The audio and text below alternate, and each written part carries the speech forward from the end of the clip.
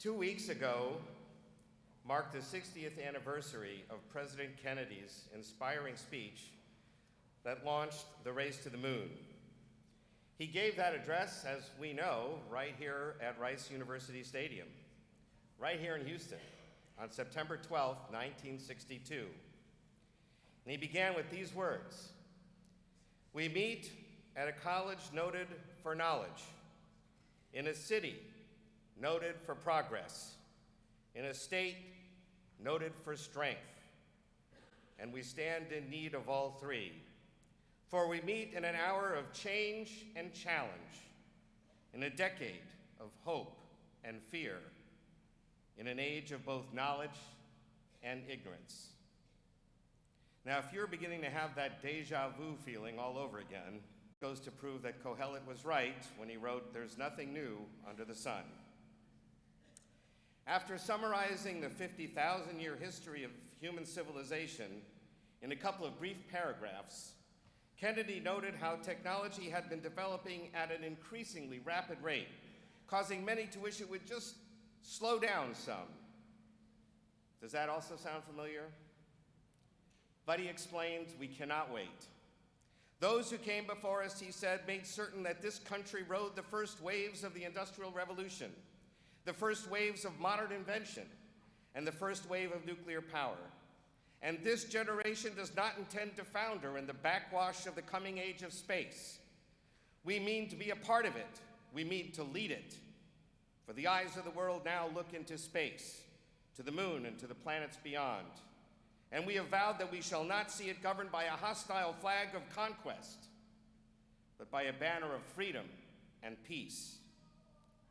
We set sail, he said, on this new sea because there is new knowledge to be gained, new rights to be won, and they must be won and used for the progress of all people.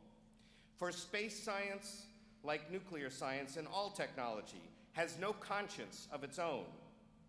Whether it will become a force for good or ill depends on humanity. And then came perhaps the most memorable words from his speech. But why, some asked the moon?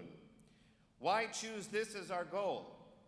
And they may well ask, why climb the highest mountain? Why 35 years ago fly the Atlantic? Why does Rice play Texas?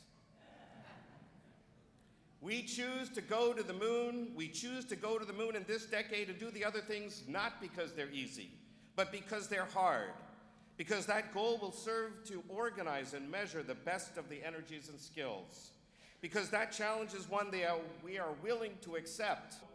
On Sunday, July 20th, 1969, the lunar module of the Apollo 11 spacecraft landed in what they called the Sea of Tranquility on the moon's surface. The lunar module had been nicknamed by the astronauts the Eagle. So Flight Commander Neil Armstrong radioed to NASA the famous words, "Houston, Tranquility Base here, the Eagle has landed."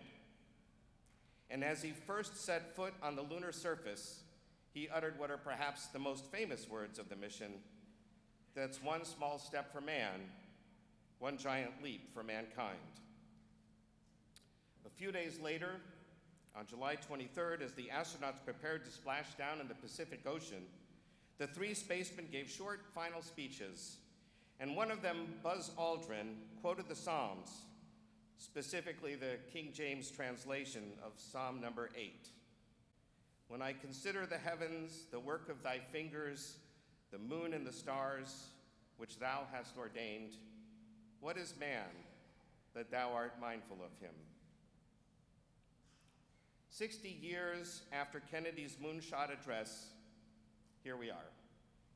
And as we begin the new year in the Jewish calendar, here are some thoughts that I wanted to share with you on this amazing human achievement. First, we now know that God's domain is not in some special place our ancestors called heaven, as they pointed to the clear blue sky above us. We have been to the moon. We have seen the small but beautiful blue marble that we call Earth from Moon's perspective. We have pointed our powerful telescopes, including the new incredible Webb telescope, to see the ends of our galaxy and beyond, to the hundreds of billions of galaxies in the universe. There is no specific place in the universe where God resides. God, as I like to say, exists outside the space-time continuum. But thanks to the study of space, we can appreciate in a much more profound and brilliant way God's creation in all its vastness, in all its complexity, and in all its sophistication. God is not up there, per se, but I am humbled and inspired. I am awestruck and amazed when I consider God's creation every bit as much as our ancestor who wrote Psalm 8 that Buzz Aldrin quoted at the end of their mission. And this leads me to my second thought. Why is God mindful of us here on this exquisite but fragile little globe in the vastness of space? In the early morning prayers we're supposed to recite every day, we read a similar question. Master of all worlds, what are we? What is our life? What is our goodness? What our righteousness? What our achievements? What our powers, our victories? What shall we say in your presence? In your presence, our lives seem futile. All is vanity. But surely we are your people, adherents of your covenant, descendants of Abraham, whom you loved, the seed of Isaac, the congregation of Jacob, whom you renamed Israel, and Yeshurun. That's us. Why is God mindful of us? Our tradition teaches us that God created humanity with superior powers over nature, with free will so that we could choose our own destiny, with the ability to think, to create, to love, and to explore. We can use our imagination. We can tell stories. We can inspire others. We can forge relationships. We can build sacred communities. But all of these powers were given to humanity so that we can be God's agents in bringing love and compassion, hope and prosperity, freedom and dignity, justice and fairness into the world.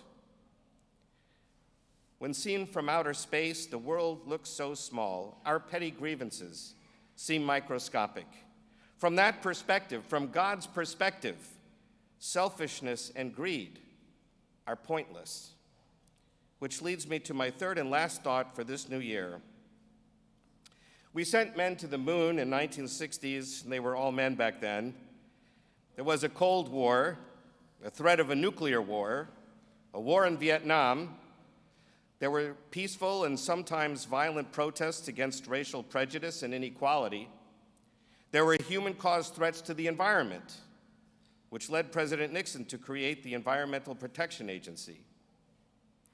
Does all of that sound familiar? Substitute the Ukraine for Vietnam, Russia again threatening nuclear war, racial injustice, and the threat to the environment are still urgent challenges that we continue to face today. Many wondered 60 years ago why we spent so much money going to the moon when there were so many problems and so much poverty here on Earth. But going to the moon spun off many scientific advances, too numerous to discuss this evening. It inspired us to invent, to create, to transform our world. And most importantly, it gave us that visceral perspective on how small our planet is in the vastness of space.